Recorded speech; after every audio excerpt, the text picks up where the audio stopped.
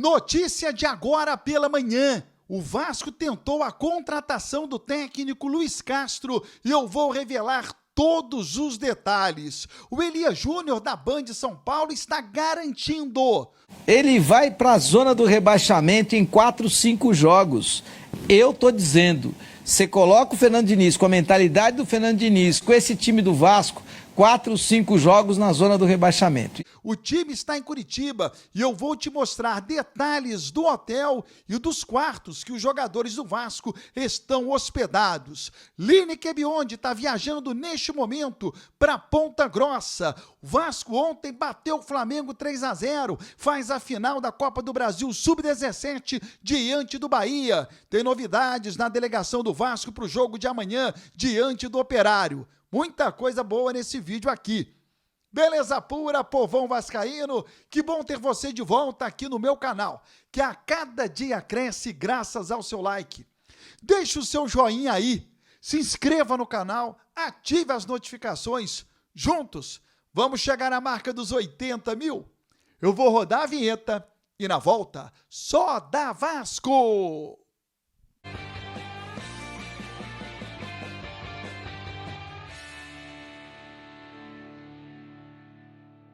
Vinheta rodada, o tempo que você teve de se inscrever no canal. O meu muito obrigado. O time principal está em Curitiba, treinando pela manhã e volta para o Hotel NH. Estou mostrando aí imagens do Hotel do Vasco, detalhes interessantes da parte externa do hotel, da parte interna, os quartos em que os jogadores estão hospedados, comissão técnica, dirigentes também.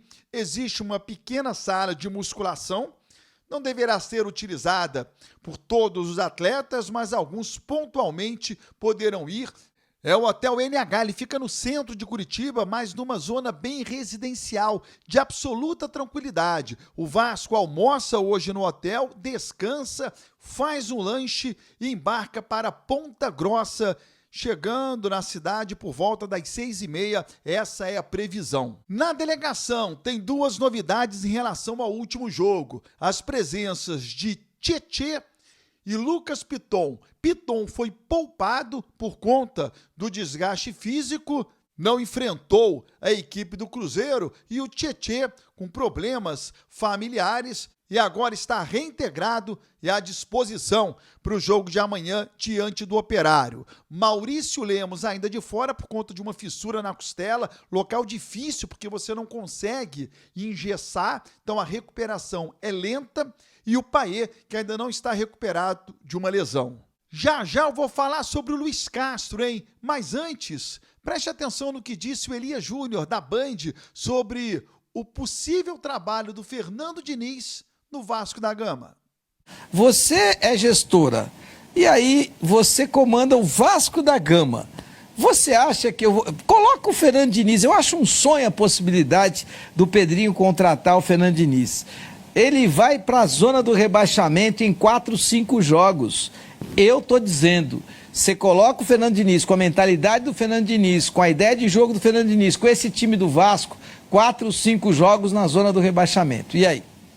Primeiro que se for contratado o Fernando Diniz, ele vai ter que repensar a sua forma de jogar em função do elenco que ele vai ter. Ele não vai repensar. Que ele vai ter Esquece que ele não vai repensar. Esse é um ponto-chave. Então a gente está falando aqui de contratação. Eu entendo o Pedrinho quando ele fala da aclamação pública, dos torcedores, do ambiente, mas eu entendo que ele deveria ter analisado no momento em que ele contratou o Fábio Carille, porque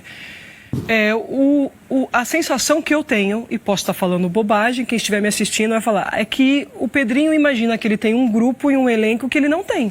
Ele projeta um time que, a meu ver, não é um time hoje para brigar pela liderança de Campeonato Brasileiro. Não, nem para ter um time. Ele chegou a falar que o Vasco é o melhor elenco. É um time, não é. É um time para brigar ali entre 14º, 15º. Para não cair, brigar para não cair. Brigar com o Mirassol, com possibilidade de surpreender numa situação ou outra. E para esse perfil, eu entendo que o Fábio Carille sim seria esse treinador para atender. Porém, a gente sabe, eu estava conversando aqui com você, Nicola, que a força do Carille é o seu sistema defensivo, que deixou de funcionar. Então isso gera um descontentamento. Porém, eu acho que foi muito precoce a tomada de decisão da demissão do Carille agora em função da pressão. Eu sei que vem pressão do estadual, eu sei que é o início, a gente está falando só da 6ª rodada de um campeonato longo, de 38 rodadas, e a pergunta é, qual o treinador para o Vasco agora? Porque nesse ponto eu concordo com o Elia plenamente que o perfil do Diniz, jogando o que ele está acostumado a jogar, com o Vasco é temerário. Eles não têm ideia da relação do Carille com a torcida vascaína, que já não aguentava mais o treinador.